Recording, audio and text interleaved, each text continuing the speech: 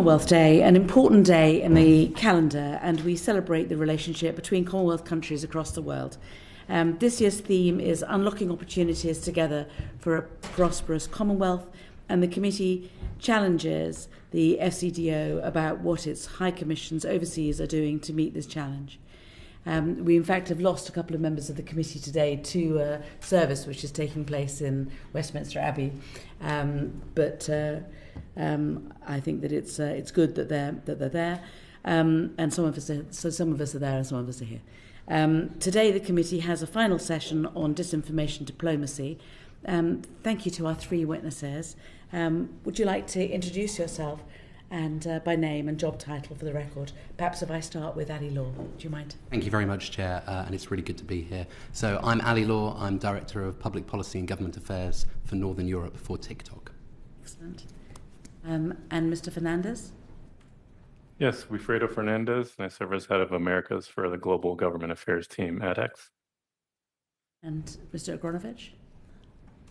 Hi. Hey, everyone. Thank you for the opportunity to appear before the committee. My name is David Agronovich, and I lead Meta's Global Threat Disruption team. Excellent.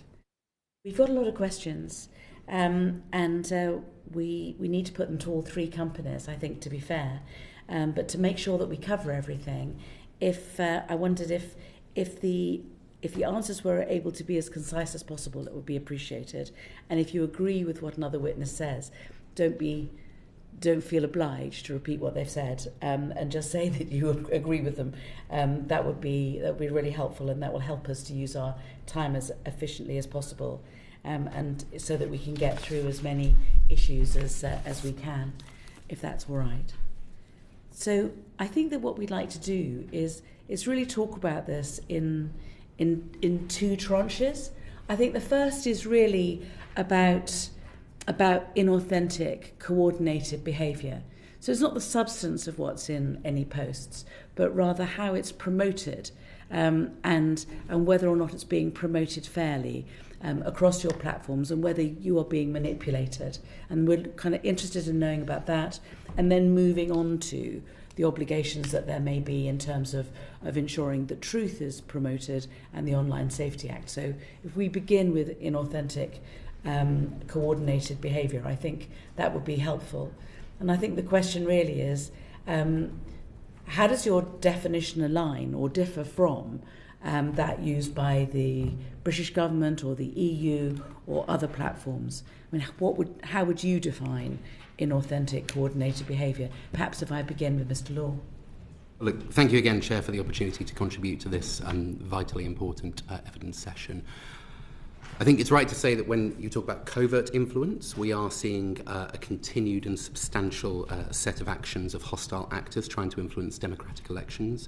The attempts are often coordinated at scale with significant resources and with across various different networks. And so as a result, in order to tackle them, we think that they require solutions that span both our businesses, industries, other businesses not present here, regulators, civil society and governments as well. From a TikTok perspective, I think you're right to set out the kind of spectrum of where this problem sits. And when we're speaking specifically about covert influence operation, that is what I would call the end of a spectrum after a significant number of other checks and balances are applied to pieces of content or behaviour on our platform. So the specific definition that we use is that it is coordinated behaviour that aims to mislead our users or systems with an objective to impact public discussion. But I think it's important to note that, as I say, that's the end of a spectrum, and actually the community guidelines that we apply on mis and disinformation, on hateful, harmful content, the automated processes that we have in place for spam, fake engagement, deceptive impersonation or accounts, all of them ladder up so that while we dedicate a significant amount of resources specifically to those covert influence operations, as you say, that may be a series of posts that are non-violative in and of themselves and actually represent a set of activities that aren't covered in the other areas that I've described, but it really is a whole spectrum approach to clamping down on the ultimate harm that we're discussing. It's a very interesting answer, but what I would really like to do is just drill down on the promotion, on the inauthentic coordinated behaviour. Leaving aside the contents, what I want to do is understand from TikTok's perspective, how do you identify and what are you identifying as inauthentic coordinated behaviour? What are you looking for? What would you say is inauthentic coordinated behaviour? So to qualify, it needs to tick 3 specific aspects. We need to see accounts that are working together to spread specific narratives operated either collectively or by the same person. So coordination is the first aspect. Secondly, we need to see them trying to mislead systems or users. So whether that's fake personas, obfuscation of their location or their objectives.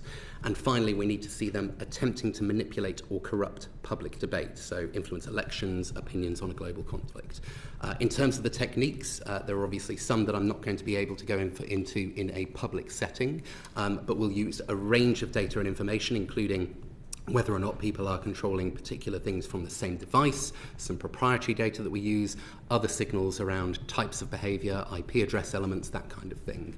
But it needs those 3 aspects to be listed as covert influence operations under our community guidelines. We then publish on a transparent basis, on a month-by-month basis, every network that we identify and disrupt under this policy. Within that publication, we identify where it originated from, so the physical location that we disrupted, where it was targeting, and if appropriate, with what particular narrative or information, the number of accounts that were involved, the number of followers that were involved, and we also do a load of work on recidivism, i.e. the idea of a network being disrupted and then trying to return and attempt the same approach again under a slightly different guise, and we'll report that too. We publish them on a month-by-month basis with all of those information for each of the aspects that we disrupt, and it reflects the output of our covert influence operations team. Okay, so before I move on to the others, let me just one last question. So can you give us an example from last month of a inauthentic coordinated behaviour targeting Britain, or if you can't think of Britain, any other country? So rather than from last month, we've observed 2 that have very specifically targeted the UK. The last one was in early 2024. That was a network that we disrupted that originated in Iran. It was a relatively small number of accounts, and actually it's kind of quite typical of some of the things we see, in as much as some of those accounts were created several months prior, looked like they were posting relatively benign content, but we observed coordinated behaviour in early 2024 and disrupted that. We then subsequently saw a level of recidivism in April of 2024 and July of 2024 as well. That's not to say that the UK isn't the wider subject of broader geographic attempts from networks to disrupt, but one that was specifically targeted to the UK, that would be an example. Okay. I wonder, Mr. Fernandez, could I ask the same questions to you? Yes, absolutely. And thank you, Chair Thornberry, and the members of the committee. And hello also to Chair Onwurah. Good to see you. So at X, our mission is to serve the public conversation and balancing freedom of expression with the need to enforce against manipulation of the public conversation. So we define coordinated inauthentic behavior as the operation of multiple accounts to artificially influence or disrupt conversations. So that could mean infiltrating trends or hashtags, or engagement through sort of identical content, or what we call copy pasta, operation of bot networks, or any sort of deceptive amplification. And so we combat this through our policies, which are rooted in authenticity, that address sort of multiple dimensions of authenticity. First is the authenticity of the content. So we prohibit misleading or manipulated media that could cause public confusion or harm, and inauthentic accounts. So banning fake personas, addressing issues of impersonation, which we see a lot of around election time, unauthorized automation. So recently we shipped new updates to our API developer policy to restrict the ability for developers to program automated replies unless their account is specifically mentioned. And then coordination, so restricting that artificial engagement. And so that's how we define it. Do you have an example of one? Major elections, we typically see different campaigns, I think commonly from China or Russia. We certainly saw that in the 2024 election here in the United States. So there are different campaigns throughout, depending on the sort of moment. Do you think that there's been an example of inauthentic coordinated behaviour on X in the UK recently?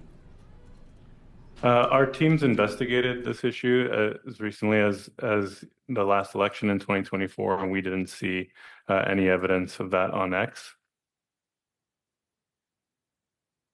And I wonder, Mr. Agronovich, would you mind also being able to answer that question, please? Absolutely. Thank you again for the opportunity to participate in this really important discussion. I've been with Meta now for a little over 7 years, and so I'm happy to be able to talk to the CIB policy. I was actually part of writing, I think, the industry's first coordinated inauthentic behavior policy 7 years ago. Our definition for coordinated inauthentic behavior looks somewhat similar to our partners across the industry. We essentially look for coordinated networks using false identities and adversarial behavior to conceal their activities and mislead our users. Again, that has roughly 3 core tests. The first test is it a network, right? So are there multiple accounts or other assets, pages, groups, the like on our services that are working together to do something? What are they doing? Second test, misleading our users, generally about who they are, who's behind the operation, where they might be located. And then how are they doing that? That's the third test. They're using false identities that could be fake accounts or personas, or it could be, for example, misleading people about where they're located or who's behind the activity. How do we enforce on those operations? So since the beginning, when we found CIB networks, we conduct a deep dive investigation to try and identify the entirety of the operational network. The idea there being that these are among the most severe violations of our policies. We don't want them on our services, and we want to make as big of an impact on the bad guys behind the network as possible. So once we've identified the network, we'll take down that network. We'll put in place steps, both automated and scaled tools, as well as continuing investigations to keep that network off of our services. And then we will share information both publicly and with industry partners to enable further enforcement on the network, and also to help people who use our services or the general public know what that network was doing. Our underlying thesis there is the people behind covert influence operations want to stay covert. So if we can essentially blow their cover, right, shine some sunlight on their operations, it could potentially raise the costs against them for their operations. Would you like to use this opportunity to give us an example of one of these Yes. Attempted manipulations that has been targeted on Britain through Meta? Absolutely. So in addition to the Iran example that my colleague from TikTok mentioned, which our teams also had identified and enforced against in 2024, another operation that I imagine many of you are familiar with is known publicly as Doppelganger. That is an operation from Russia. Our teams first discovered Doppelganger several years ago, and we assessed it to be one of Russia's most prolific and ongoing operations, targeting the UK as well as a number of countries in Europe and the United States. Doppelganger uses websites that conceal themselves as legitimate media outlets, as well as more than 300 other social media platforms, including our services, where they attempt to undermine support for countries that are supporting Ukraine in their ongoing war with Russia, and support countries that are against Ukraine in the war with Russia. Since we first identified that network, we've taken down hundreds of different assets across our services, as well as blocked thousands of websites they've created. We've also shared more than 6,000 web domains, X accounts, and other cross-social media indicators publicly through our GitHub repository, where we see those networks operating on other services. Thank you. I think that and thank you for casting some light on what Meta does to detect inauthentic coordinated behaviour. I wondered if, though, it was possible for you, Mr. Fernandez, to tell us what X does in order to identify this. Yeah, we have a mix of human and automated interventions here. This is behavior, so we do focus on the behavior of accounts. So we do look at a host of both account signals and technical signals to detect it and enforce it at scale, which largely results in suspension of these networks. And then we have measures to enforce against evasions of these bans. And so Yeah, pretty straightforward and rhymes with, I think, the other platform's approach. And again, can't get into too much technical detail without, disclosing sensitive details that may give bad actors playbooks to evade these interventions. I mean, there's been quite a lot of publicity about the 1,300 Scottish nationalists that were based in Iran, expressing themselves on Twitter, whose network closed down when the internet in Iran was closed down in the summer and then in early January. I wondered whether those 1,300 accounts that had 224 million views on Twitter had finally been closed down. We have actioned a number of accounts. I don't have the specific number in front of me, but I do know we've actioned a number of accounts that sort of correlate to that public reporting. And how did you find them? Was it through the media or did you find it yourself? It was a mix of both team detection and reporting that assisted that. Is there any further that you'd want to say in terms of I think you did explain on behalf of your company what it was that TikTok does in order to try to identify these malign actors. So perhaps if I move on to Alex. Thank you. So some of you covered the actions you take after identifying, but I think it might be helpful again just to go through those. So what range of enforcement actions can you take, whether that's content removal, account lockdowns, etc. And then do you preserve evidence of those actions for external scrutiny, for law enforcement to look at it, and the like? And maybe if we could start with Mr. Agranovich, please. Absolutely. Thank you for your questions. So first, the actions that we take for enforcement. And if it's okay with you, I'd break that into what do we do about clandestine influence operations, so CIB, and then what do we do about overt influence for example, state-controlled media entities. On the covert side, we take a pretty aggressive approach. When we find these operations, and once we've built out the networks, we understand what to enforce against, we remove everything that's part of that network. We also take steps to try and identify the people and organizations behind those clandestine influence operations. And so when we can do that, if for example, they have real accounts on our services, we'll also ban those individuals from using our services. And if we can identify organizations, for example, Russia's Internet Research Agency, that are primarily organized to conduct CIB, we will also ban those organizations and anything they might have on our services from our services. In addition to those initial enforcements, we have a number of automated kind of scaled detection systems that we train on the takedowns that we do. And then those systems are designed to continuously run and keep them off of our services should they try and come back, which we know they generally try to do.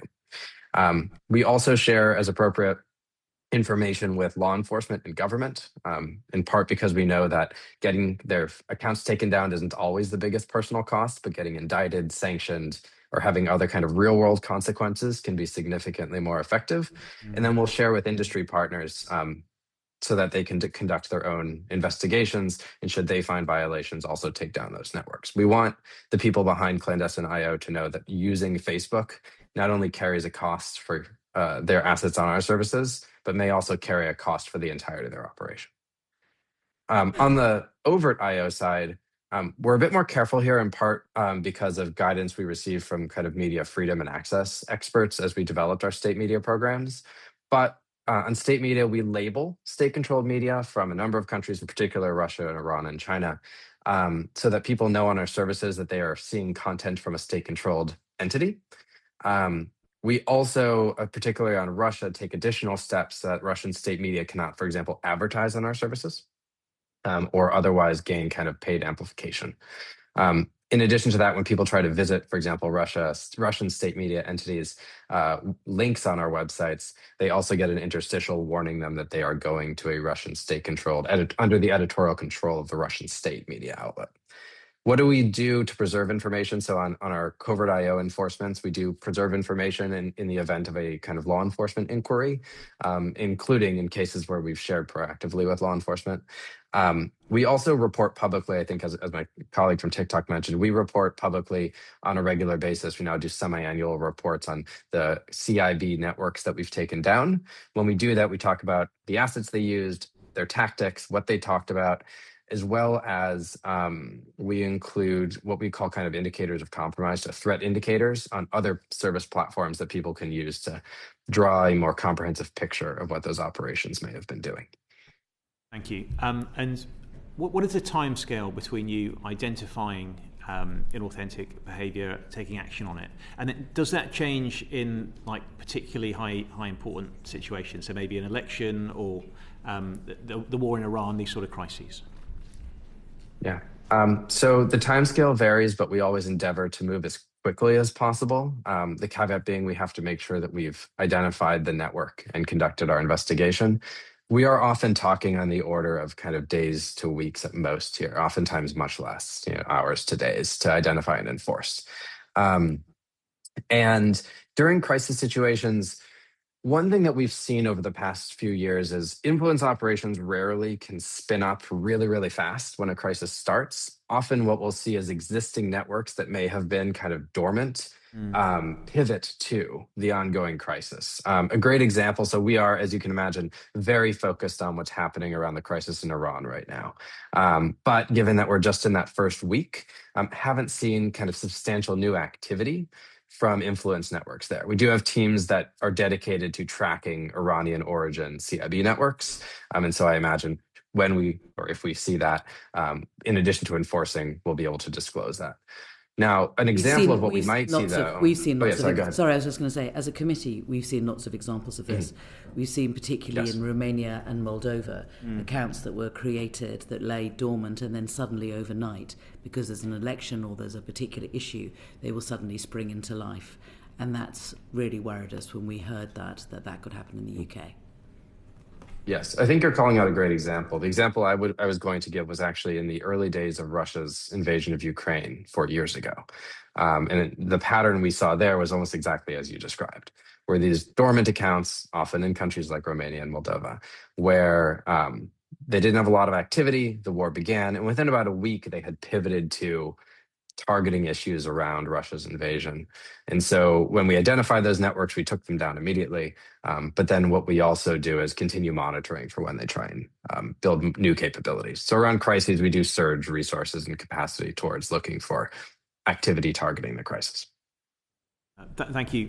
Mr. Fernandez, same question. What actions do you take when you've identified the behaviour, and what information do you preserve for law enforcement and others? Oh, I don't think, can we get his microphone turned on? Please. Thank you. Hopefully you can speak now. Yes, indeed. Following the chair's direction to sort of rhyme with what my colleague has said, similar measures in terms of takedown and collaboration with law enforcement, to the extent that the committee or any sort of organ within the UK government has signals or intelligence that they would want to share about activity that they're seeing of concern that's potential coordinated and authentic behavior. We welcome that. We welcome that partnership for sure. May I, I'm sorry to cut through, but we had a certain amount of difficulty finding someone to represent X at this hearing, because we had some difficulty finding out who might be the representative in the UK. I think there is somebody who's on maternity leave, but we're not aware of anyone else. There seems to be somebody else who really does sound like a bot. We don't think that is a person, and we're very grateful to you for coming along to answer questions. But if we did know of the X platform being manipulated, who would we report it to in the UK? You can certainly route that to me. We also have an alias that goes to our team that I believe your committee should have. So there's certainly several of us here. An alias? Is that the bot? Yeah.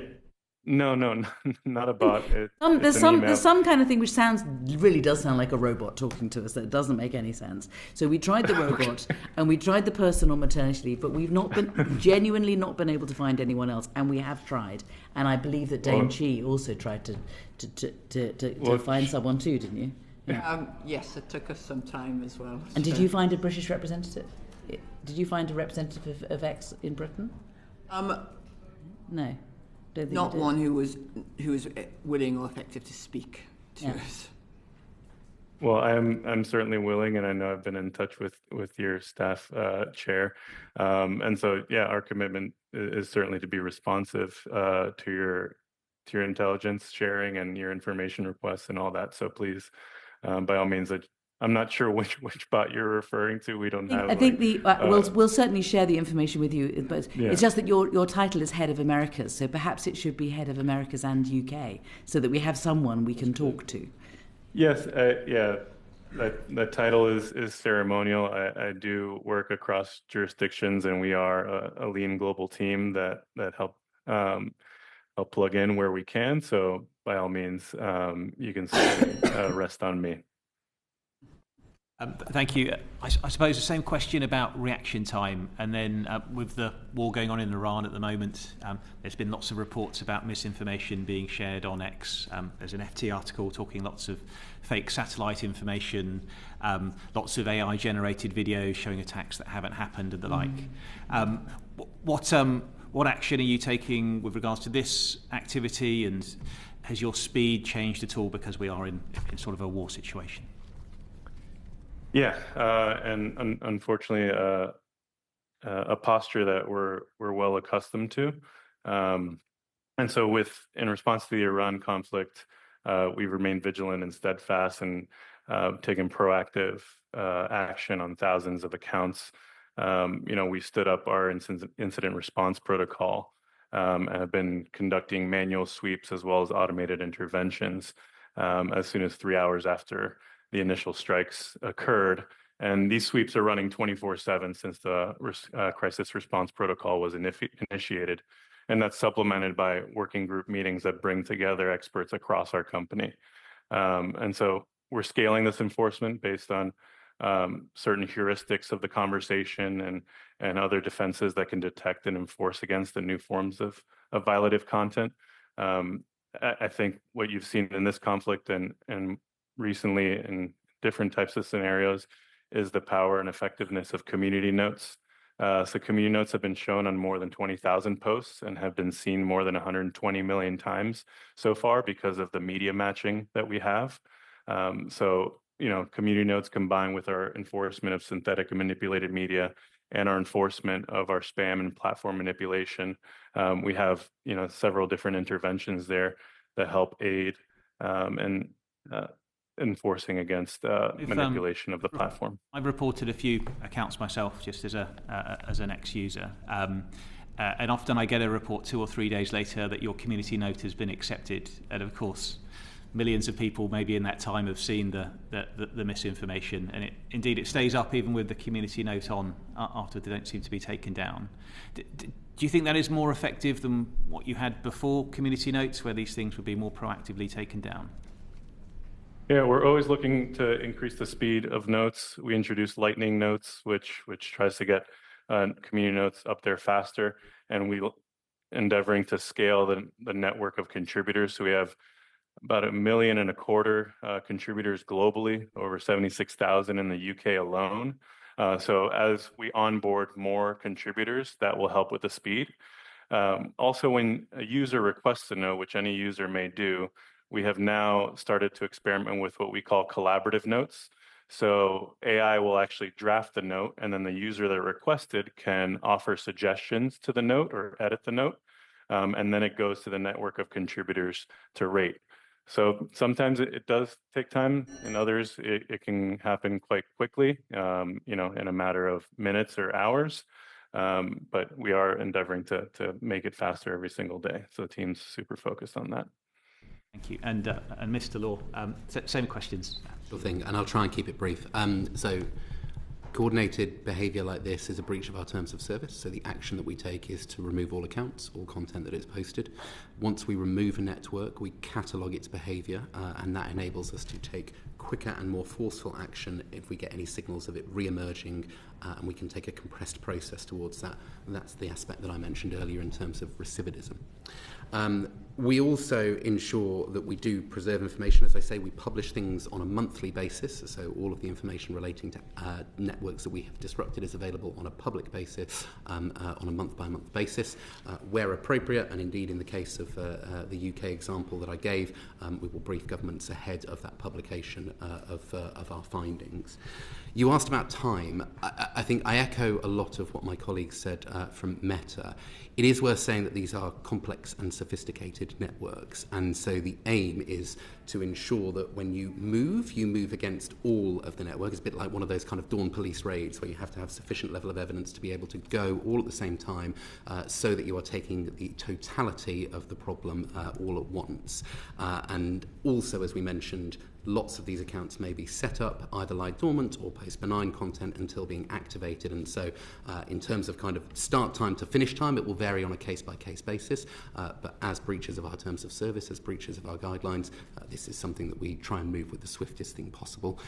We also, though, do have to be sure, and I suppose that that's an important point here, which is that, getting a sufficient level of threshold for evidence is absolutely paramount, because given that the content itself may not be violative, otherwise the risk that you are taking is to potentially shut down democratic discourse at a time when views are being exchanged. So high level of certainty is necessary, but certainly something that we move very, very swiftly towards. Yes. Just interested in this point, because certainly during some of our trips to certain countries, and this isn't to lay the blame in any way entirely at the feet of the social media companies, because there's also the other side of it, which is state institutions acting to, there is a flagging process where a member of the public may identify something as misinformation or disinformation. They may flag that to the relevant enforcement or electoral commission or whoever it may be. They will have their own internal process in order to go through before they come to you to ask you to instigate your internal process, at which point, at some point further down the line, that single account or video or whatever it might be may have been maybe removed or get a fairly pointless community note, whatever it might be. But none of this process seems fit for a social media world.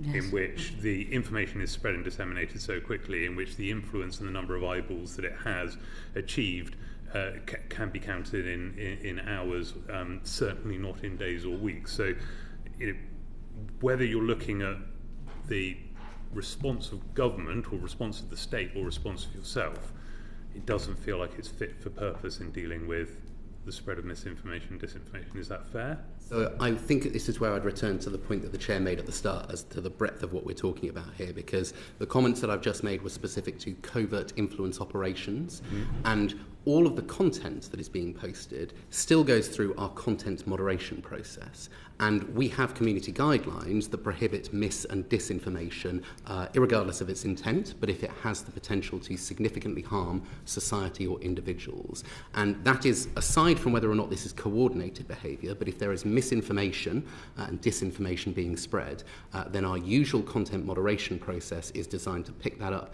and act upon it. What does that mean? It means that upon every upload of every video to TikTok, automated moderation runs on all of those videos. It will apply AI models and other tools to scan for potentially violative content. Some of that is more straightforward. Something like nudity, pornography is prohibited on our platform. AI models are very good at being able to identify that, block it from upload. But when it comes to mis and disinformation, we maintain a centralized database of conspiracy theories that have been deemed to reach the threshold of mis and disinformation, and we can block on that basis. If we are unsure, either ourselves or because of reports passed to us, we can pass it to the independent fact checkers that we work with. They will assess it and either verify it, label it unverified, or tell us that they can't be sure. And then we have a range of options that we can take from our moderation perspective on that basis. That includes taking down that information or restricting it from the For You feed, which is the way in which most people use TikTok. The stats that we have on that are improving all the time. So from a misinformation perspective, we remove 99% on a proactive basis, i.e. that has been not reported to us, but via our own detection. We remove 90% of it with 0 views, 95% within 2 hours. None of that is to say that we've achieved what we're set out to, and it's a race that is never run, but the content moderation process is designed to tackle mis and disinformation at source before you ever get to an assessment of whether that was coordinated behaviour or not. The coordinated behaviour bit that ends at this spectrum here is, after we have determined that it doesn't breach our community guidelines, or indeed that it doesn't breach other elements of inauthenticity, such as spamming, fake engagement, which are run in parallel as well. So it is a multi-layered approach that is designed for the utmost efficacy. And that sounds great, but it's not. It doesn't coincide with our experience. I mean, obviously, I'm not going to go into Romania, but let me talk about Moldova. I mean, according to the World Service, there was a Russian-backed interference exercise, and they bought votes, there were cyber attacks, there were fake bomb attacks, there was disinformation. And disinformation, this is in the Moldovan 25 elections, so just last year, on TikTok, the disinformation activity was 23 million views, 860,000 likes. I mean, this is something which just sprang up at the time of an election. And you're telling us that you take it all down without anybody seeing anything. But the World Service says 23 million views of disinformation promoted by Russia to try to influence the Moldovan elections. And obviously our concern as a Foreign Affairs Committee is they can do it in Moldova, they can do it in the UK. Very much appreciate the concern. It's a concern that we have, of course, too, because fundamentally at the heart of the TikTok experience is people getting an authentic experience with genuine views and exchanges. I think, and look, I'm happy to talk about Romania as well. The sophistication of the actors that we're talking about does mean that we will continue to see all of the platforms that are both giving evidence today and indeed a series of other platforms as continued vectors for attempts from absolutely. hostile I mean, the actors fact that 3 of you are here, you're only representative of a much wider problem. I mean, I appreciate that, and we are grateful to you for coming. Thank you. But I mean, in those instances, and indeed in Romania, we still did indeed observe and disrupt the networks that we were referring to. I think what this in part... Only after the election was called off. Well, in Romania, we disrupted from September 2024 onwards and reported in November and December of 2024. And it's also the case that whenever we go into an election, and from TikTok's perspective, we launched in 2017, we've been through about 250 elections worldwide. We have a series of steps that we put in place to ensure that not only are we trying to enforce against our community guidelines on mis and disinformation, and by the way, hateful content, not only are we undertaking what I've set out from a covert influence operation perspective, but we are also ensuring that whenever any content is posted in relation to the election, we have links that are clearly displayed at the bottom that link to authoritative sets of information. Commonly in the UK, we will do an election hub. We work with the Electoral Commission on that basis that will provide information about how and where to vote, the ability to sign up for voting, further information about media literacy tips, how to spot potential hoaxes or misinformation. None of that is to absolve our responsibility to stop it at source, and that is why we continue to invest in the way that we do. I would agree with you that it remains a substantial threat, but it is one that we are putting at the very top of our priority list, both from a community guidelines perspective and from a covert influence operations perspective. Any more questions? Richard. Thank you very much for your description of the processes. I feel like we've been heavy on process so far and a little light on data. And so where it's useful to hear proportions such as 90% with 0 views, 95% within 2 hours, could we go beyond thinking about proportions to thinking about the raw data themselves? So perhaps if we could start with Meta, with Mr. Agranovich. Can I ask about the number of inauthentic networks that you have removed from your platform, please? Absolutely. So we've taken down more than 250 coordinated inauthentic behavior networks from more than 70 different countries. They operated in more than 40 different languages. Roughly half of those were foreign influence operations, so they originated in one country, targeted another. The other half were domestic or a mix of domestic and foreign, so they were targeting audiences in the country that they were based in. Thank you, and I'll come on in a minute to ask a little bit more about where. Mr. Fernandez, what about X, please?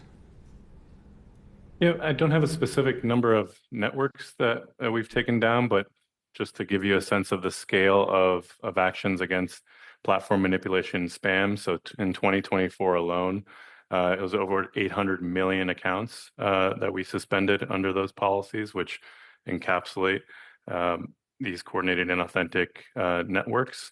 We're finalizing our 2025 data, so we'll be publishing that shortly. But just in the latter part of last year, we took down, several hundred million accounts for spam and platform manipulation.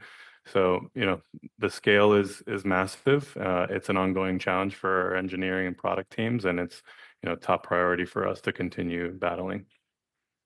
And Mr. Law, do you have raw data?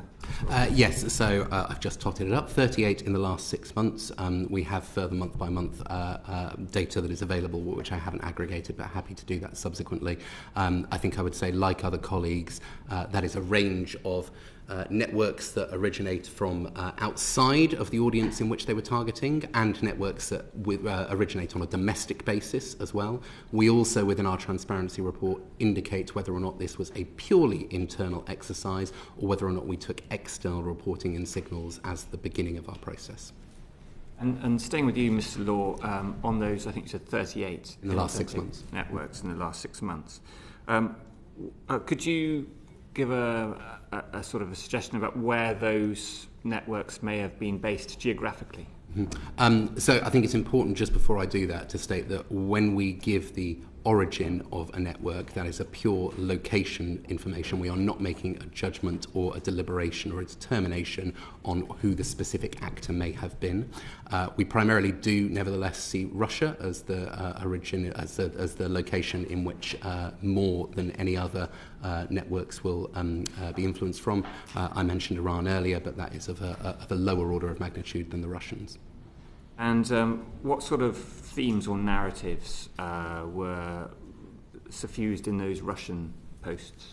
I think, like my colleague from Meta, we've observed influence on, or attempts to influence, discussions around the war with Ukraine.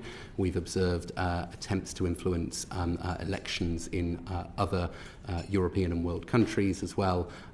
Sometimes the networks are purely, kind of pro the country that they originate from, and other times they are seeking to impact the democratic processes in target countries.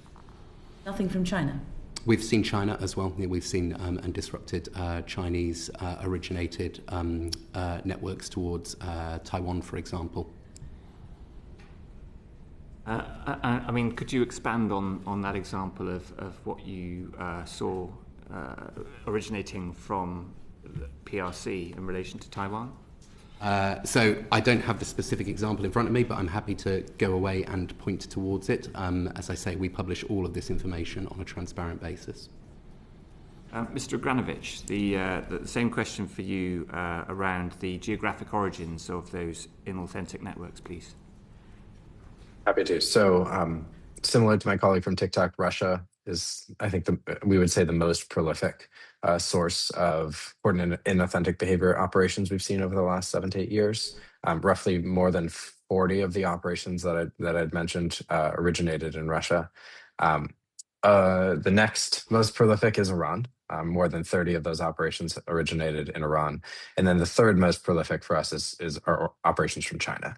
To your question about the narratives that they spread, so from Russian operations in the early days, so more than 4 years ago when the war in Ukraine intensified, Russian operations generally targeted a whole host of different issues, often both sides of those issues. And our assessment, even to quote one of the Russian operations, was that their goal was to undermine confidence in public debate and the information ecosystem, and less so that they had any particular issue that they were backing. Yeah, 4 years ago, that changed when the war intensified to really be about undermining support for Ukraine. Iranian operations tend to focus on issues of geopolitical concern to Iran and their region. And Chinese operations, similarly, early on, generally were in Chinese, targeting Chinese diaspora populations. And then about 2 to 3 years ago, we began to see Chinese operations on our services using other languages, targeting audiences in English, still around issues generally of interest to Chinese geopolitical concerns or domestic issues like five poisons issues in China. And then, Mr. Fernandez, what about X in terms of the geographic origins of those networks, please? Yeah, I think the top three that were mentioned, Russia, China, Iran, is the same for us. With Russia typically being the leader amongst those three. And for X, what are the sorts of narratives that you see in relation to Russia? Taking the 2024 election in the United States, it's really to undermine, adversarial entities and jurisdictions, and stoke division, really narrative based, but also broad. Broad sort of operations in terms of number of accounts. So they try and sort of flood the zone with a particular type of narrative. Could you give an example? I don't have any examples in front of me, but happy to follow up with the committee with some examples. Thanks, Chair. Sorry, Mr. Fernandez, I just wanted to clarify something I thought I heard you say earlier, which was that you've removed 800 million accounts from X. Did I hear that right, or did I get that wrong? Yeah, so in 2024, we had 799 and change million account suspensions under our spam and platform manipulation policy, which encompasses this sort of inauthentic behavior. So this behavior, the way it manifests on X is sort of spammy. Be clear, when you say a suspension, is that a temporary suspension or a permanent removal? No, permanent removal. These accounts. Because I only ask the question just because the internet tells me you've only got about 600 million active users. So is there what's the number I'm missing here between the number of users of Twitter and the number of accounts that you're removing? Yeah, so these aren't really sort of considered in that aggregate number. So, we kind of see these again as inauthentic accounts. These are not, real personas. So you think that is a separate calculation. The 600 million that you've got as active users, they're all real, are they? Yes, again, we separate sort of the inauthentic networks and our actions against spam and other types of similar behavior as separate. Yeah. Okay, so have I missed something? So there's more inauthentic accounts on X than there are authentic accounts. Yeah, help us understand that. So there's 600 real people. There's 600 million real people that have got accounts. There's 800 million that have been removed. How many more not real are still on there? So just to give you a sense, every single day there are billions of attempts to create accounts on X that we're able to thwart. Right? There are efforts every single day to create inauthentic networks of accounts. Right. And a lot of the actions that we take against spam and against platform manipulation occur before those accounts are even able to post anything. So our goal is to try and have interventions at all different levels of account creation and account lifespan, right? And then action accordingly. So I just want to separate our efforts to combat sort of manipulation of the platform and the creation of inauthentic accounts from the users that we see logging in every day and every month that are active on the platform and we have more information about. Okay, so I accept your premise. So the 800 million are either people who are either fake accounts in the process of being created or ones that you have identified as being created. But of the remaining circa 600 million that are deemed to be active users, how confident is X that all of those are authentic accounts? again, we're quite confident, and I want to focus on the activity of trying to create these inauthentic accounts and all the interventions that we have in place to ensure that an account is authentic. So these are interventions all throughout the sort of account creation process that we're able to implement in order to make sure that these accounts, never post and aren't part of the public conversation. Do you agree with the statistic, the academic research in 2024 that said that about 12% of active users on X were inauthentic accounts? Does that feel like an accurate number to you, or is it higher? I'm not familiar with the research, but I'm happy to review it and come back to you.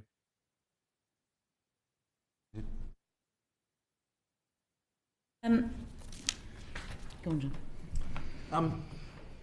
All three of you have told us about how active you are in seeking out and removing inauthentic accounts.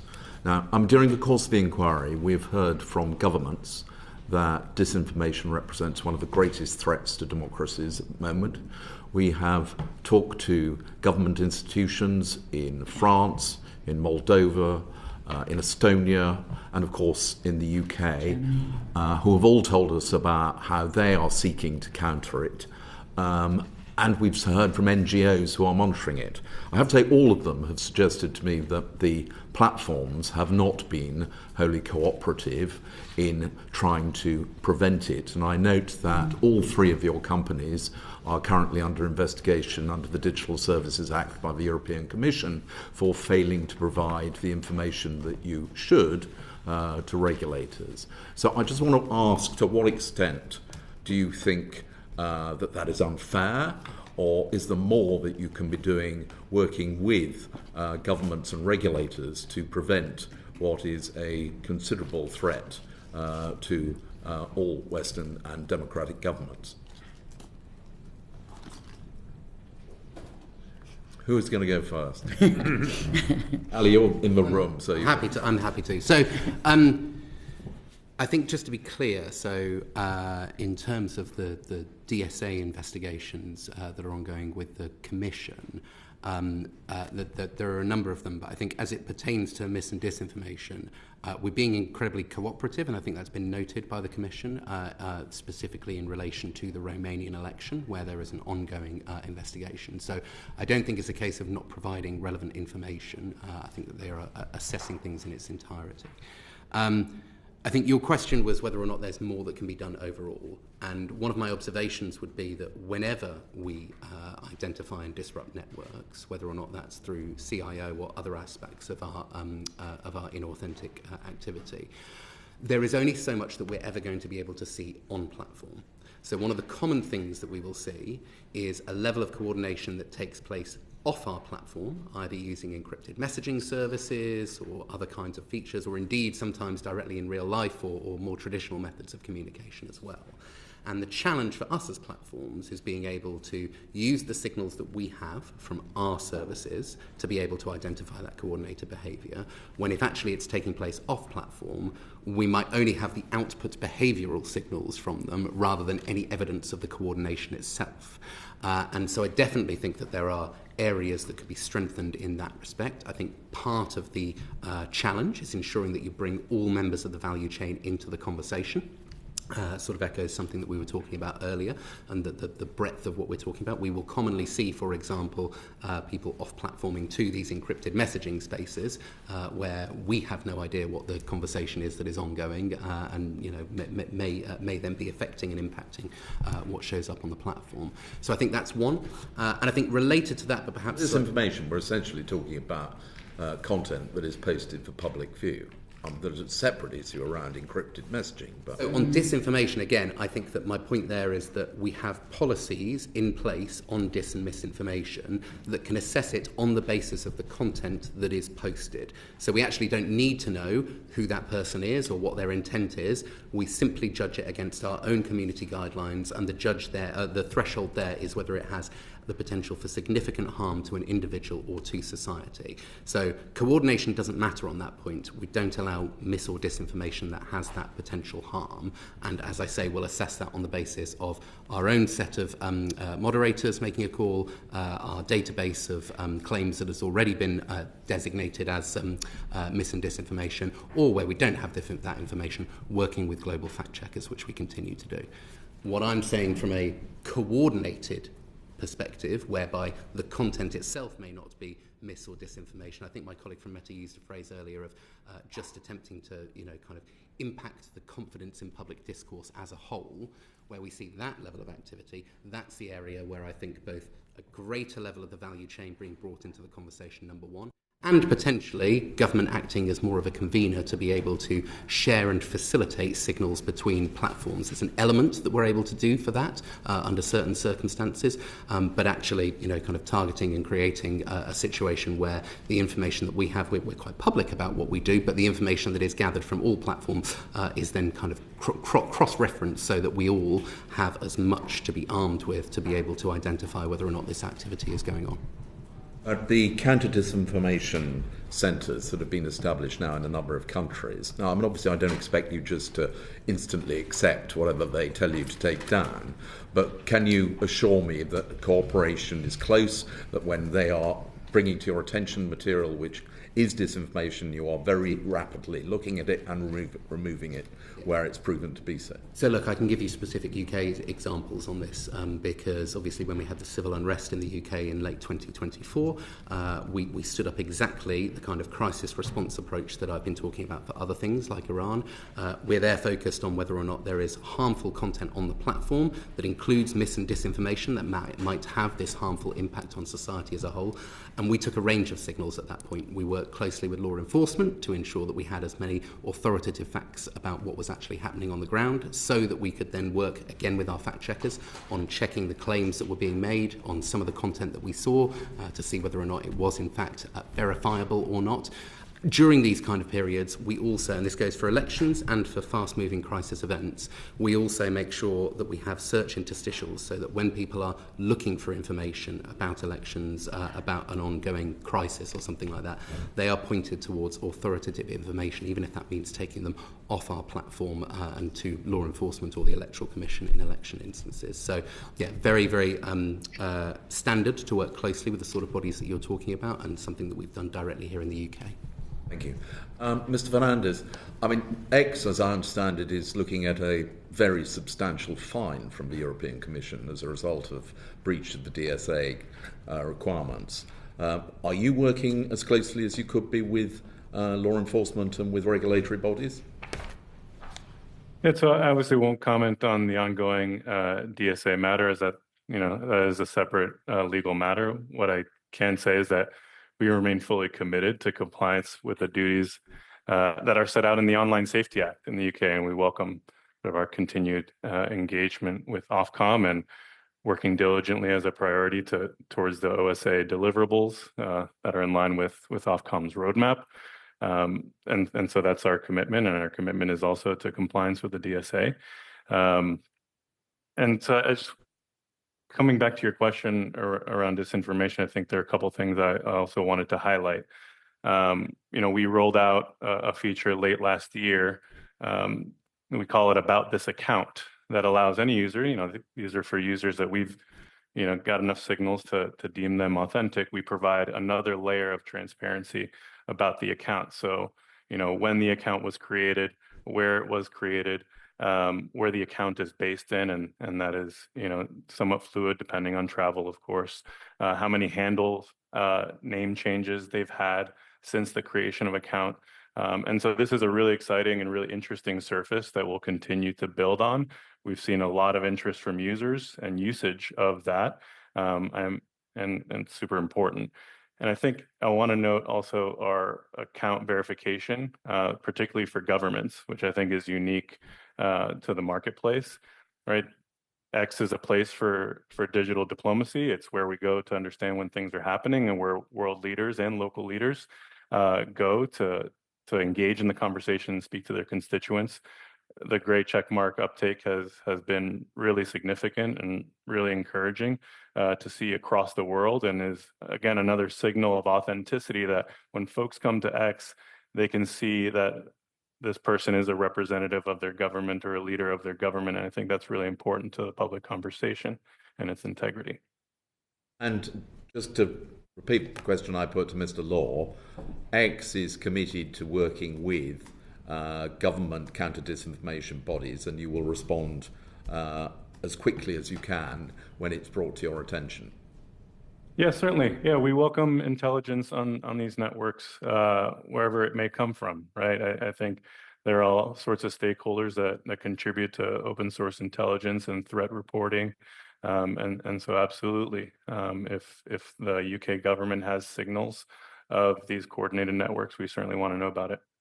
Okay. And Mr. Agranovich, to what extent are you working with the bodies that are trying to prevent disinformation being spread?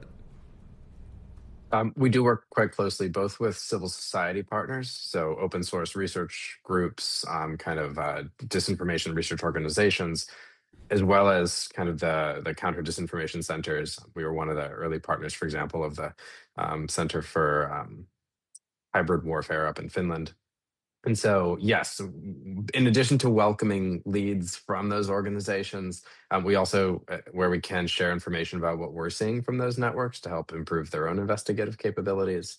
As both my colleagues mentioned, we always conduct independent investigations based on the leads that they share with us. And so if we do enforce, it's based on our own internal investigative work, but we welcome information from those organizations to help us find things we might not have found ourselves. Okay, and finally, we have in the next few months 2 extremely important elections where there is a high risk of attempts to interfere. One in Hungary in I think about 3 weeks' time, and one in Armenia a little bit later. We know that both of those are likely to be subject to attempts to influence the election by Russia. To what extent are you active in trying to ensure that doesn't happen? I'm happy to take this one first. Yeah. And so we are very focused on both of those elections. So the strategy for us here is, on one hand, we have kind of expert intelligence investigators whose job is to track known threat actor countries, Russia, China, Iran, and the like, consistently and continuously across our services. So they're going to keep doing the work that they were already doing, looking for those operations. We also will surge teams to look specifically at those elections with the goal of identifying and disrupting potential activity that might happen targeting those elections specifically. And then in addition to the teams that we have in the UK who work on these issues, we also have teams supporting those elections directly who are based in Europe and can provide kind of real-time, same time zone support if questions come up from governments or authorities in Europe or in the countries in question around those elections. We can respond more quickly. And are you both doing the same? Can I ask Mr. Fernandez, you don't have a British representative, but in Hungary and Armenia, do you have representatives of X in those countries? And if people about to face elections in Hungary or Armenia, which we all appreciate are pivotal, are seeing what they believe to be Russian disinformation, who would they report it to, and how would they go about doing it? So I can't share particular details of where our personnel are located. I mean, we obviously have an office in the UK. We have personnel in the UK. Understanding that we do have a colleague who's temporarily out of office, which I understand has been an inconvenience. It's just honestly, we have really tried. We have tried. We've asked the other team. We've asked the department that's supposed to regulate you. Everyone is having some difficulty pinpointing an ex-member of staff currently working in the UK. But, never mind that. Can you assure us that you have ex-members of staff working in Hungary and Armenia where there are pivotal European elections happening sort of now? Again, our teams across Europe work across all the European markets, and so we support those elections across the region. And so when those elections happen, we have an elections working group that convenes again, assess the different threat vectors for that election and prepare accordingly, depending on, the volume of conversation, the number of users that we have, the contours of the narratives that we can expect, the level of threats that we expect from coordinated and authentic networks. And so that happens across elections, across all over the world. So these are elections we're well happening now. Yes. And So you're telling us there are teams active at the moment monitoring what is going out on your platform relating to the elections in Hungary and in Armenia. Yeah, we monitor and prepare for and respond to elections all over the world throughout the year. It's an ongoing working group that works specifically on these issues, and that's a cross-functional group that involves members from all around the company. So we are well trained, well versed, well prepared for elections of all sizes across our different markets. We're obviously a global platform and very popular for elections related discourse. So this is not new, though obviously the threats always emerge and adapt. it's one group, is it? It's an elections coordination group that you've got that monitors all elections across the world. Our safety team is the one that's responsible for the enforcement of our rules and our terms of service, right? We have for elections, a group that coordinates across different elections to make sure that we're adequately prepared for each of those elections based on the different threat vectors that we see specifically on X. So what I would like, if you wouldn't mind, is if you could help us. If there are people who are concerned about what is happening in these two countries right now, because as Europeans we are very concerned about the elections in Hungary and Armenia and malign influence of Russia, how can people report those if they see it to X?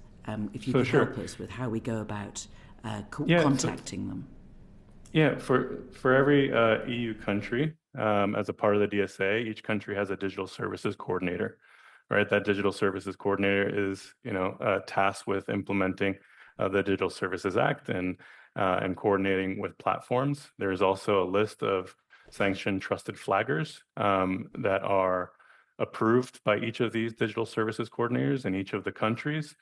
Trusted flaggers have their own dedicated reporting channels to the platform. So I would just point you to the resources available made by the European Commission and the EU and the DSA and how the digital service coordinators function within the EU.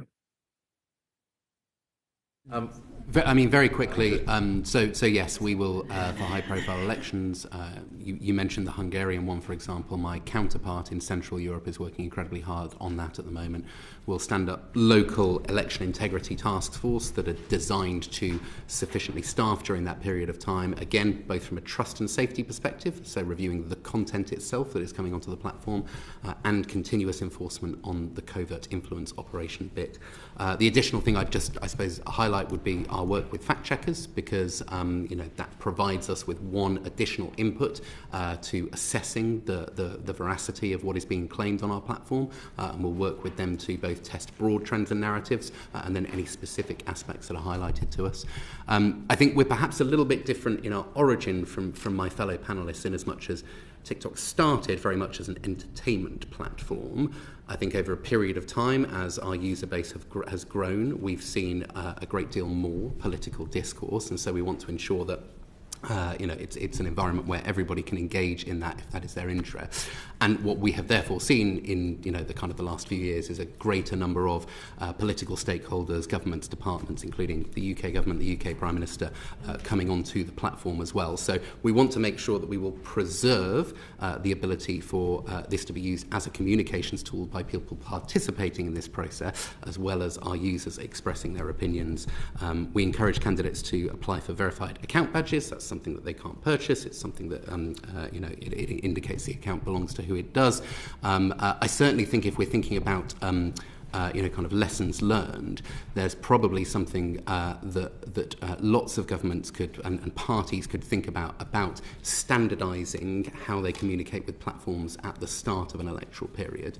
Because actually what you will commonly find is that there's a real range of candidates, lots of them will have a social media presence, and actually being in a position where the parties themselves are able to say, here are our candidates, here are their account handle, that will help us instantaneously be able to verify them and label them accordingly on our systems, and at the same time take action against anybody who is trying to impersonate.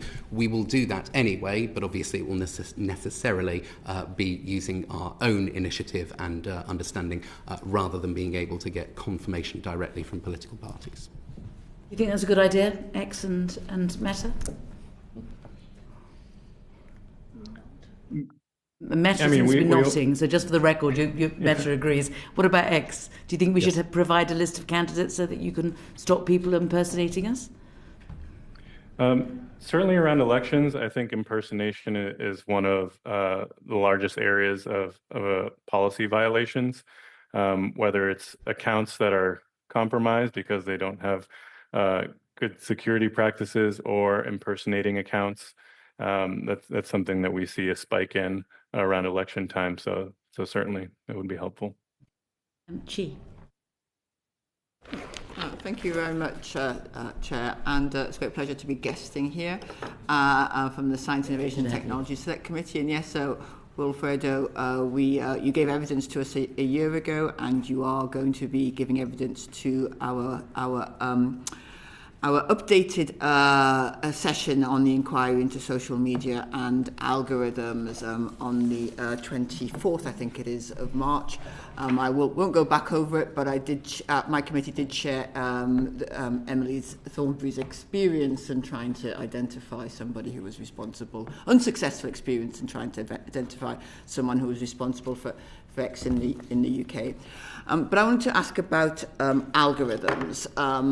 My committee's inquiry spent some time looking at social media algorithms and harm and online harm, and so perhaps and raised a number of questions and issues around how algorithmic manipulation and bias is identified by platforms, is addressed, and is information about that is shared. So perhaps I can ask each of you just to say, how do your ranking in recommendation systems assess and mitigate the risk that disinformation is amplified by the algorithm because it is highly engaging? How do you address bias in the algorithm itself? And equally, how do you manage the risk of over-moderation when it comes to legitimate political speech? And I will start with you, Ms. Ali Law. Yes, very happy to. So I think worth just spending a moment talking about the way that TikTok operates in this respect. So TikTok, we operate on what we call a content graph, not a social graph. And what that means is if you're a TikTok user, you don't have to follow anyone. You will land on the For You page, and the For You page is populated with videos that, based on your behavior and your preferences, we believe that you will like. Now, when you first sign up to TikTok, it's populated by a series of videos that are just very popular across the TikTok environment as a whole. And say you like videos 1, 3, 7, and 8, it will take that information because you watched it or liked it or commented on it. It will cluster it along with other users that like those same videos, and then it will identify other videos that those users liked and serve up a selection to you. So the algorithm itself is comparatively content agnostic in the way that it operates, and it reacts to the signals that you give it rather than saying it specifically knows a particular type of content that you like. The other, I think, important aspect is that you were asking about disinformation and getting amplified in some way. That falls under the content moderation approach that we have, which, as I explained earlier, involves ensuring that every video that is uploaded to TikTok is scrutinized at source by automated tools before it hits the platform, assessing against our community guidelines. Either it has the confidence to be able to say, no, that is violative of our community guidelines, or it might pass it to human moderation team, and in the case of mis and disinformation, we may work with fact checkers and the global database that we talked about. So the process that we go through should ensure, and with the amount of stats that I gave earlier, 90% of misinformation, 0 views, 95% taken down within 2 hours. Having said that, of course, there may be edge cases or cases where you may miss something. One of the things that we do from a TikTok perspective is we re-moderate on the basis of a piece of content getting a greater level of engagement. So if the content sits on the platform and is not being watched, but if it then hits 1,000 views, 10,000 views, 100,000 views, we will pass it through the moderation process again to ensure that we are applying the community guidelines against it and taking action where appropriate. I then think that you were sort of asking about the kind of idea of biasing as well. So from our perspective, we want to try and ensure, as I say, that people have an experience that delights and surprises and engages them.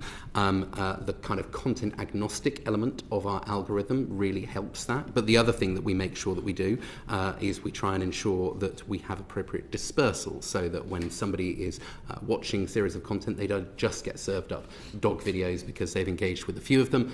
We show them a real variety of different things. We have submitted various audits under the DMA of our recommender system to the European Commission. We have a researcher API that people are able to use to interrogate the trends that they see on our platform, and we work very hard to ensure that the algorithm accurately reflects the preferences that our users have, because ultimately that's how they get an authentic and engaged experience. Well, thank you very much for that. But just so I understand it correctly, because one of the issues that came up in our inquiry was that inaccurate information about the attacker in the horrendous Southport murders case was put in the For You part of TikTok, and thus drove misinformation about who the attacker was. Now, is what you're saying to me that wouldn't happen now because it would be identified and taken down immediately, because that level of misinformation was a consequence of how quickly it went out? Are you saying that it wouldn't happen now? Is that what you're saying, or are you saying that it's not an issue for other reasons? Because I'm a bit confused as to why the way in which your algorithm works is relevant to misinformation, disinformation, because these can travel very quickly, whether you're dependent on content or not. So in the specific example that you gave that we discussed last year, the false name of the attacker was something that on TikTok showed up in the suggested search box. So this is where you go and search about a particular issue, and it might autocomplete with some suggested terms. As I think I said to your committee, that was something that I think we regretted not moving as fast as we would have liked to have done on that issue. Our focus at the time, and I think this reflects the way that we respond to any kind of crisis that we see, our focus at the time is to focus on the short form video content that we know does land on people's For You page, so the information that they're seeing, and make sure that there is no harm that can arise from that, including mis and disinformation. So I don't think it was short form video that was percolating. I think that it was in the suggested search aspect. When we are responding to these crises, this goes back to the point that I was talking about earlier. The need for accurate and up-to-date verified information is obviously of the utmost importance.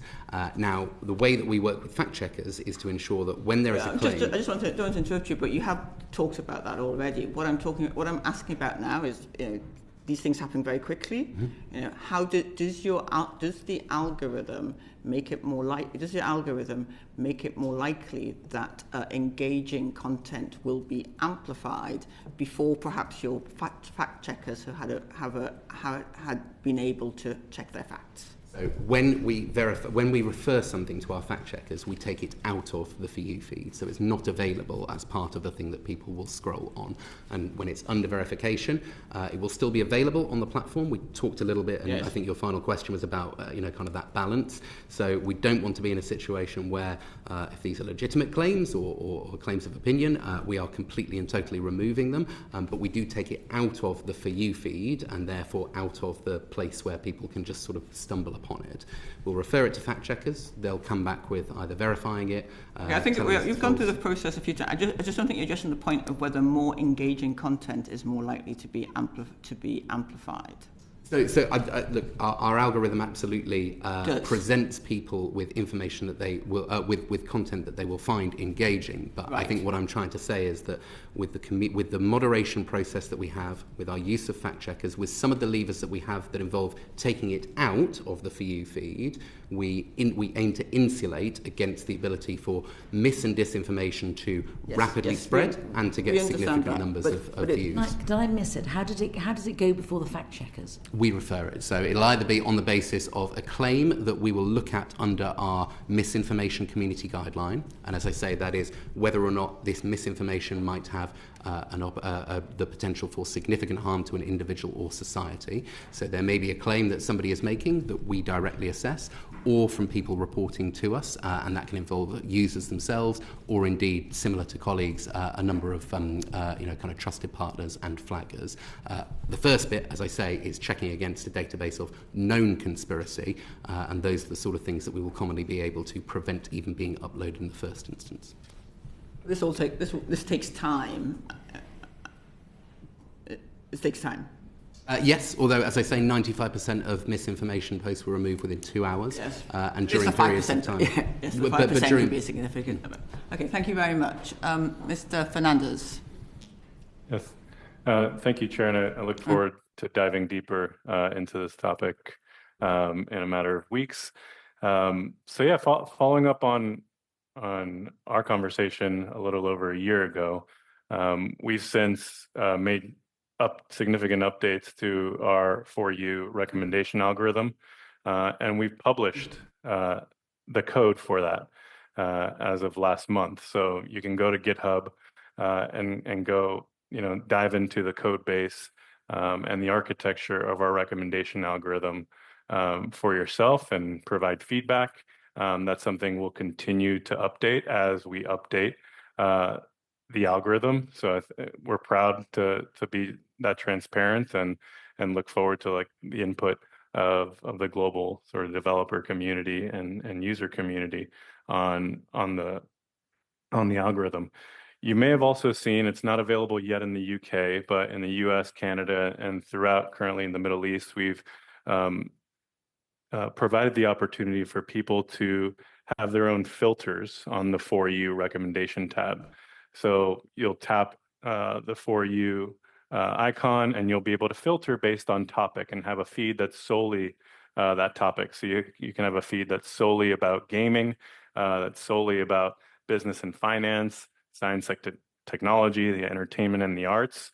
And so that's a way to give users a lot more control over their feeds. And so we're really excited about the feedback that we're getting and excited to roll that out to more markets. We think it's a great way of offering algorithmic choice. And of course, that's in addition to the choice that they already have between For You and following and creating their own custom feed using lists. You said that you've published your some of the code around your algorithm. Do you test the algorithm to see if there is potential bias in the ranking of content? Yeah, so as you'll see from our model, it's not based on specific content. It's based on the user and what we think is going to be relevant to the user. So that may be, different for everyone. So it's not based on, a specific type of content that we've determined. Do you test to see if someone is more likely to receive content from certain political parties or origins, etc.? Do you do any testing like that for bias? Yes, of course. We want users to be able to see a spectrum of types of content, right? X is a place where we see robust debate on any particular issue. Do you test for political bias?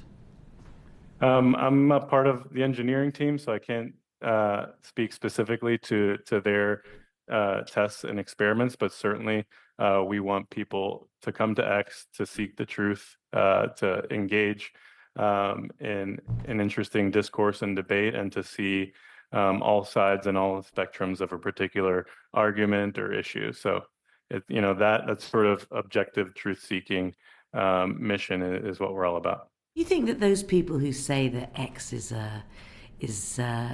has the most appalling right-wing bias these days are being unfair on you? I can speak for what I see on my For You page, which is at this point, heavily trained for over 17 years of usage. But I see all sides of a particular debate, whether that's a debate on a particular entertainment issue or politics of the day. I truly do think we are a global town square in that regard, and sometimes the local pub where a lot of banter and discussion happens. And so I do see. You don't think that your pub is full of Reform sides. voters, and particularly Reform members of Parliament, whose tweets do seem to be amplified more than other members of Parliament who perhaps have many more followers? I don't want to be bitter about this, but it does seem, when you look at a newly elected member of the Reform Party becomes an MP, that any utterance of theirs seems to go spread around the United Kingdom with extraordinary alacrity and in front of a very large number of eyeballs. You don't think that's anything to do with your algorithm? I think X is certainly a place for politics, and certainly there's a fervent user base in the UK across all the political spectrum. So I think it's really interesting to get your perspective on that. You've never heard this before? There is. I've certainly heard that there's a heavy amount of political content across all the political spectrum, that's for sure. There is published research on this, Mr. Flanders. In Nature magazine in January, they did a study of the For You page, I think it was, that said it pushes political opinion in a more conservative direction. It was influencing more conservative perceptions of the criminal investigations against Trump, more conservative views on the war in Ukraine, and the algorithm led users to follow more conservative activist accounts than it would otherwise. Okay. I mean, there's public research. Certainly, I'm a left-wing politician. When I go on the For You page, I get a lot of far-right American content on my page. I think. Are you denying the research? What's X's position?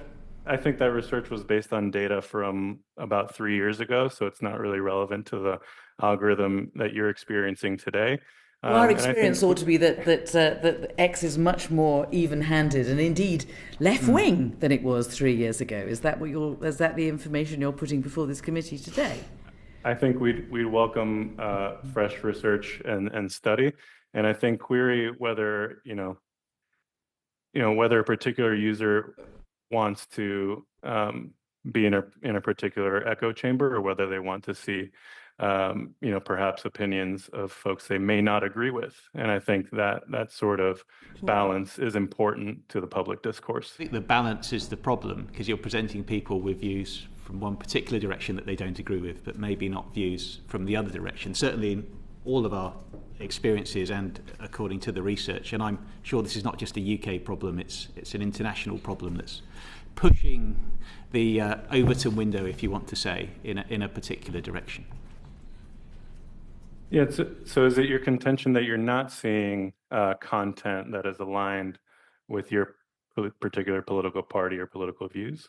I do when I'm following the pages that I follow, but when I automatically get bumped to the other page, I get a lot of far-right American Christian conservative content forwarded to me, which I'm happy to see a wide variety of views, but I don't get far-left content, for example, that's shared. Sure, and if there is content that you're not interested in, I encourage you to hit those three dots on the top right. It's a bit less about my particular feed than the systematic issues that we're talking about here.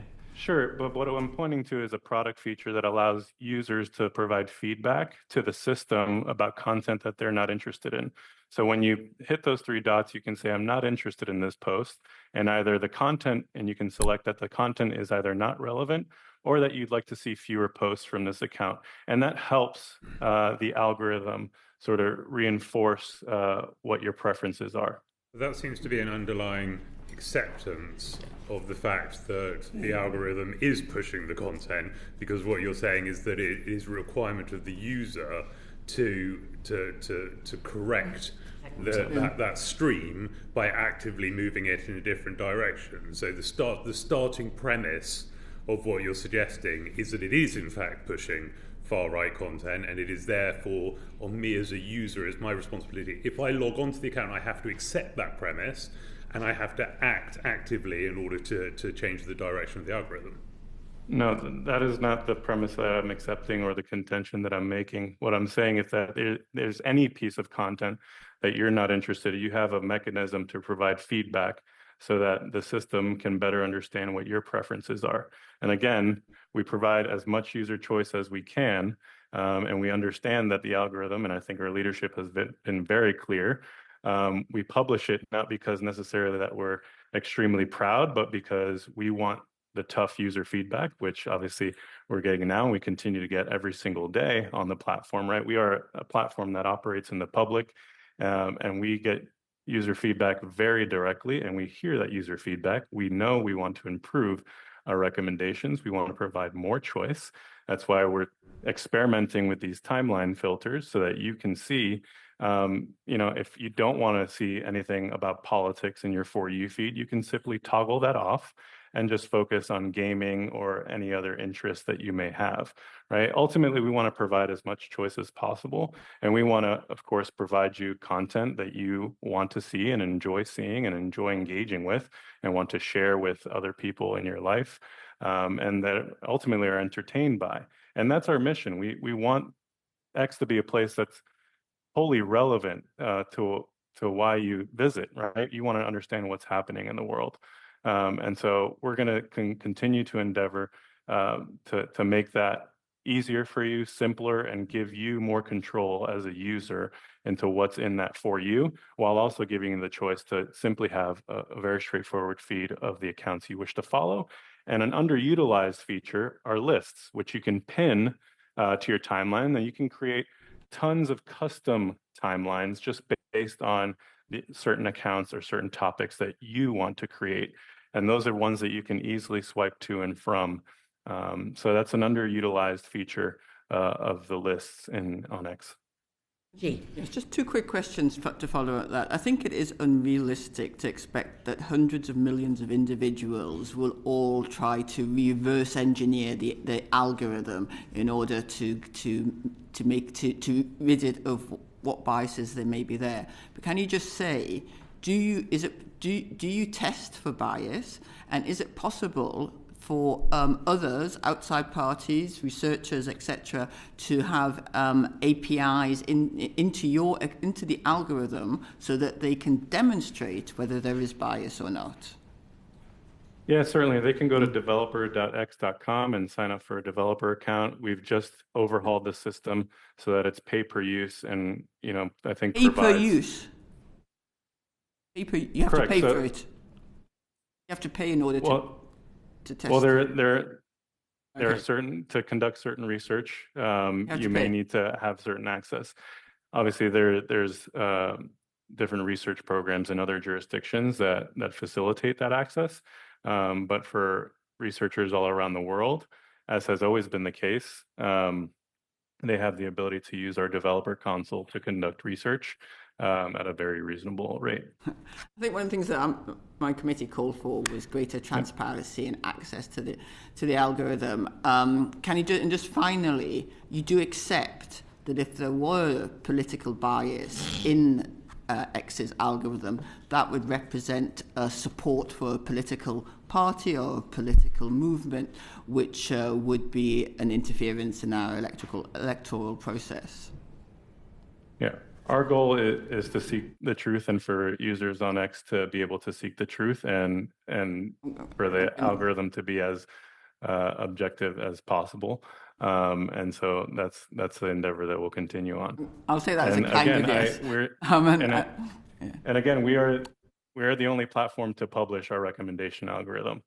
So we welcome the study and scrutiny of it. Community Notes is completely open, transparent, public. Every data point is available to researchers to study misleading information, and the technology that powers it is completely open source. So, as far as making our technology transparent, we're trying our best to do so. Can I ask you about the Twitter Moderation Research Consortium, which I think was the way in which academics could get access to the algorithm, but obviously with the change of ownership that was closed down. Don't you regret not having a more easy and open access to your algorithm, given, I'm sure, that the criticisms you've heard this afternoon are not the first time you've heard them? I think access is easier and more open than ever to developer tools and the API for researchers to study.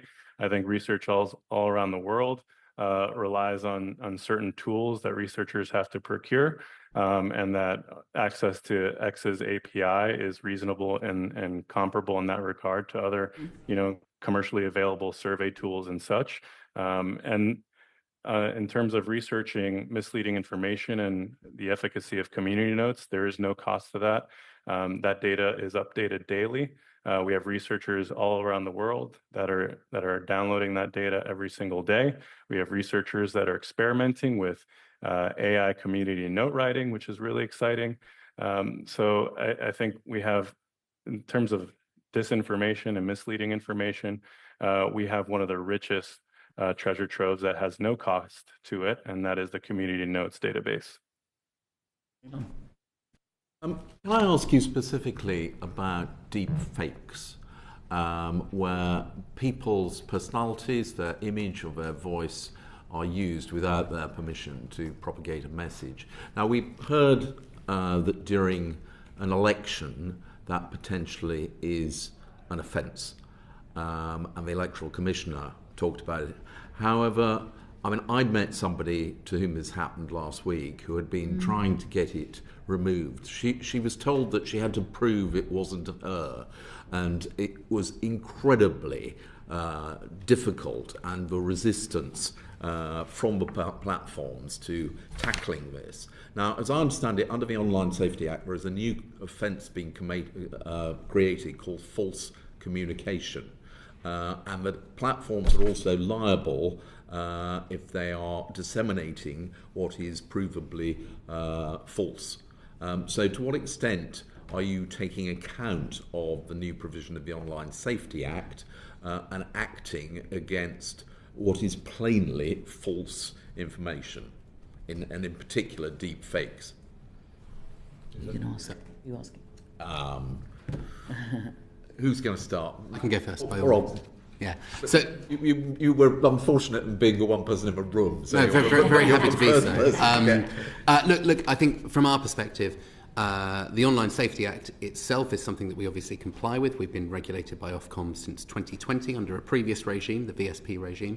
But new laws or new obligations don't change the approach that we've taken already on this issue. So the first thing is, anything that is violative in our community guidelines is violative whether it is AI or not. So we always assess it on the content in and of itself first.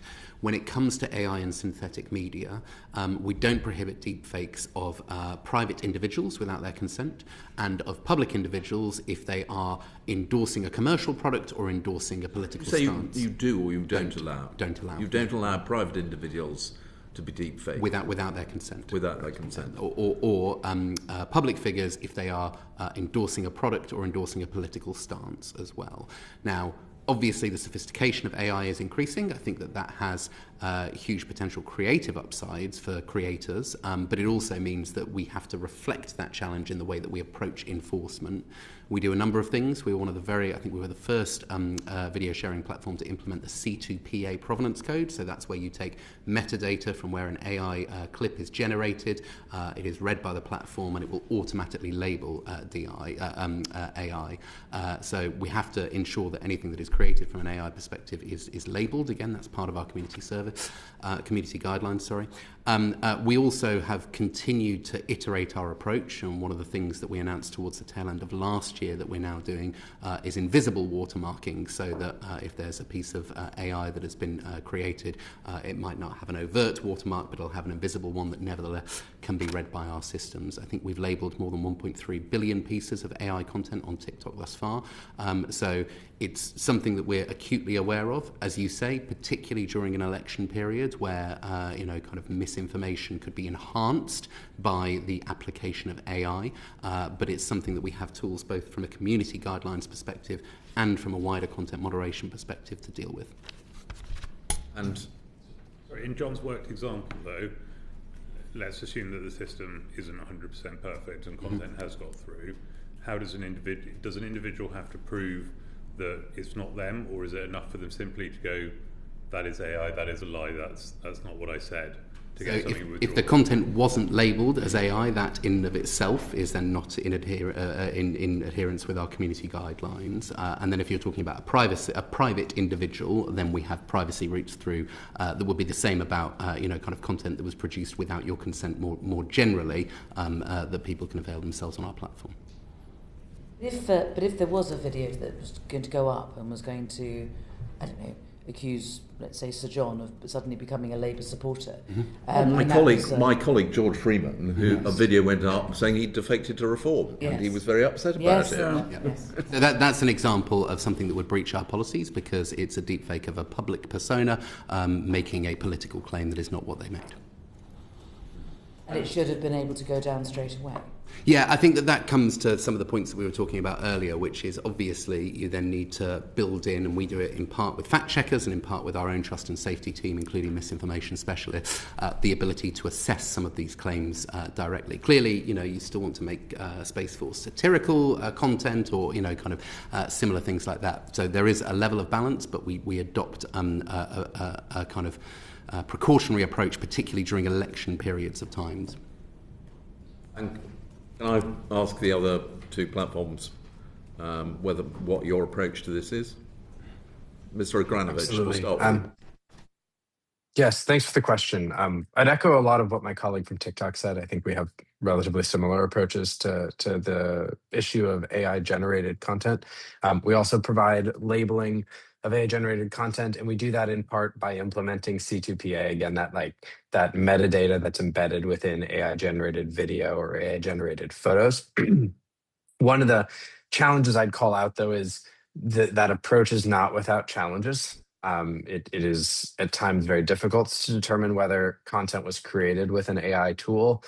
C2PA is not implemented by every AI company. And so some particularly smaller commercially available AI content generators don't have that metadata embedded. And so while we do endeavor to do our own detection to try and identify if a video or a photo may have been created with AI, absent that underlying metadata, there will be some level of inaccuracy. I think that's something we're constantly trying to close. But to be fully transparent, I think is a challenge across the industry at the moment. It's something we certainly would encourage AI companies that produce content, particularly videos and photos, to kind of voluntarily join that C2PA kind of coalition to implement within their own products. And so, yes, this is something I think we are continuing to work to get better at, and I'd echo many of the approaches that TikTok had mentioned. Just on that, I mean, the particular person I was talking to is quite a well-known musician. She has had literally hundreds of accounts created which are in her name, using her image, but for which she has had no involvement whatsoever. And she's literally having to spend hours every day trying to get them taken down, and as soon as she does, more are being created. Now, is it that the responsibility is for her, or can you proactively put a flag saying, this is somebody who is suffering from this, and therefore we are not going to accept these accounts being created? Yeah, so the first thing I should say is I'm very sorry to your friend for that she's having to deal with this. I know from experience how frustrating it can be.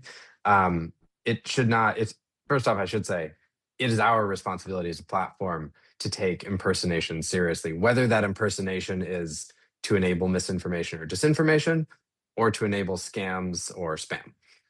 There are a number of tools that we've launched in the last year that are designed to get better at particularly celebrity impersonation, which we've seen be used by scammers to try and scam people out of their money. And so the short answer is yes, there are programs that we can put in place to try and do more of that proactive detection. There are also some steps that we can suggest to people who are the target of impersonation that can make our automated systems more effective if they take a few certain steps with their own accounts. And to the point of your friend in particular, we do have a team based in London.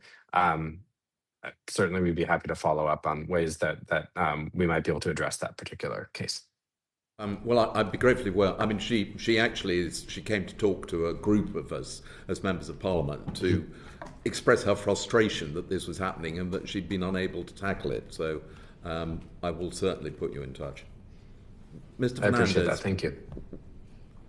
Yeah, certainly. I'd welcome more details if you're... Not specifically about her, but what is X doing to prevent individuals having their personality used without their consent, potentially on a massive scale? Yeah, well, firstly, we have a clear policy on authenticity, right? So deceptive identities and trying to create deceptive personas is against our rules. And so similar to the other platforms, we have programs in place to help address that at scale. I mentioned before, we see that often in times of elections, the attempted impersonation of candidates or public figures or members of elected office.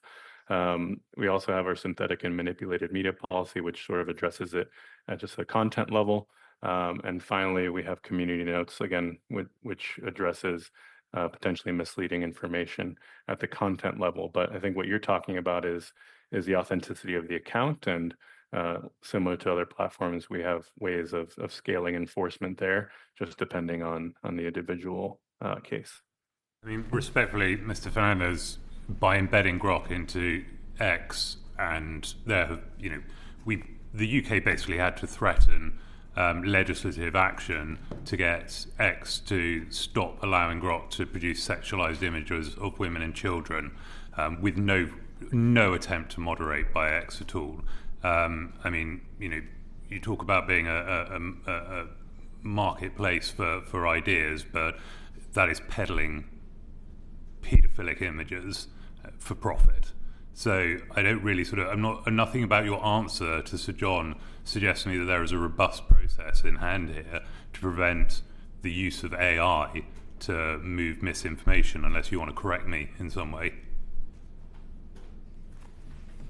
So we've implemented a whole host of measures to ensure that that incident does not occur again. We agree that it was unacceptable, and have been working diligently since that incident to ensure our systems have the most robust guardrails available to ensure that doesn't happen again. So our teams have learned a lot from that episode, and there was another scandal that broke this morning in relation to Grok, which was AI being used to generate the most appalling and offensive messages to Hillsborough victims. That happened today. I understand there were some unacceptable generated responses, and we actioned those posts in accordance with our policies, and our engineering teams are investigating the issue to ensure that that doesn't happen again. Could I ask a question about the Online Safety Act, and in particular the National Security Act, which seems to be bolted on to the Online Safety Act and enforces an offence in relation to foreign interference. I wonder how much any of you three perhaps have come across this, and whether you have been asked through this legislation to take down any particular posts. I wonder perhaps if I begin with Meta. So at Meta, we certainly, I think, believe that the principles and duties established in the Online Safety Act provide a strong foundation for addressing a number of different content risks, including state-sponsored disinformation being treated as a priority illegal content.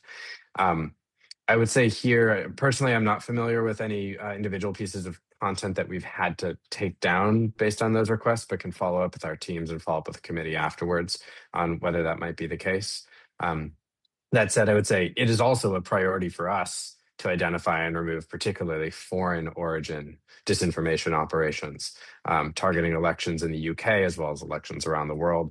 And that's work that we will do whether or not we're required to do so under specific regulation.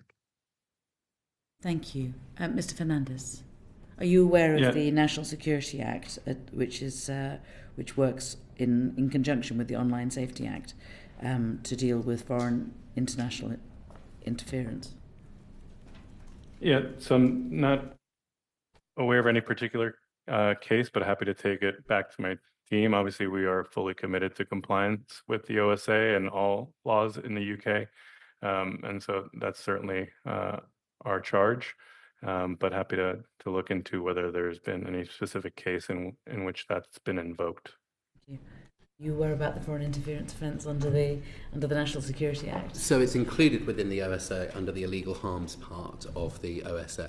And well done, bingo, give the boy a gold star. Thank you, Chair. But therefore, I think the consequence of it means that the set of steps that I've set out today that we do around covert influence operation and other aspects is included in the risk assessments that we then submit to Ofcom under that part of the code. It's just that there's quite a lot that people don't seem to know about it, apart from yourself. And when we're assessing whether or not the legislation is particularly effective, the fact that representatives of social media companies don't exactly have it at the tip of their fingers, although you do, it perhaps it's important by itself. We have a few other questions about the monetization of disinformation, and I wonder if we could. I know it's getting a little late, but can we perhaps finish the other subjects? Do you mind, Edward, if I go to you? I suppose I won't repeat all of the allegations against social media companies, but obviously the underlying issue when it comes to disinformation and misinformation, and I guess I separate off from inauthentic coordinated behaviour, and actually just the fact that social media platforms to society, to the public, feel like they are cesspools of misinformation and disinformation. The inherent problem is that you're an engagement-driven business, right? Which means eyeballs and getting people to engage in the content and share it and engage with it. So I mean, how do you offset that? I mean, you are making money in many cases through the engagement, and a lot of this engagement is misinformation and disinformation. So I mean, we'll quickly go around, but if you want to start, Mr. Granovich, how much money do you estimate Meta is making from a business model where, what percentage of the revenue stream is from engagement with misinformation and disinformation or patently false information, even if it meets all of your guidelines? So off the top of my head, I don't have a specific number, but we do report on the amount of money that we assess these influence operations networks spend in attempting to, for example, buy ads to drive content that they're pushing on our platforms. That number is often very small. By very small, I mean, a couple $100 here and there. I would also say that is not revenue that we want. Specific to how misinformation or even just highly polarizing content kind of meshes with our business model. Facebook, Instagram, our services are platforms where we want people to be able to build authentic communities. People don't want to be in an authentic community if they can't trust the people that they are in community with, or if they feel that they're being targeted by malicious actors trying to abuse those communities. And so disinformation networks, or even just the spammers and scammers of the world, they run counter to the core assumption that makes our business model work. It's one of the reasons why we take this problem so seriously. Right. Mr. Lord, do you Separately, have a number? advertisers don't. Oh, sorry. Go ahead. Mr. Iranovich, we're running out of time here, and I've got to give everyone a chance to answer. Mr. Lord, do you think you have a revenue number? So we don't allow political advertising at all.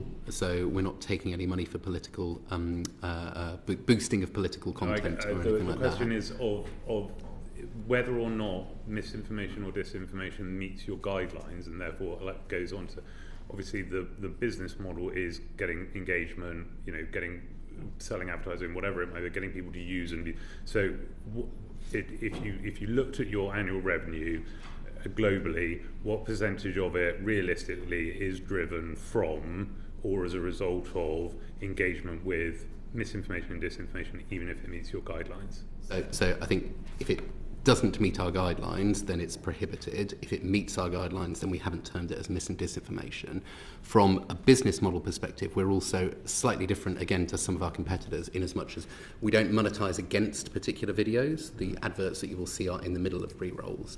So when you're going through the For You feed, it's not just a case of the higher the number of individual videos that are seen, the greater the revenue that we are getting. That's not what it is. And if you go through the For You feed, you will commonly see videos that have received less than 300 views and very few likes, because we're trying to create an environment where people explore variety of content, different types of things that they're inspired by or surprised by.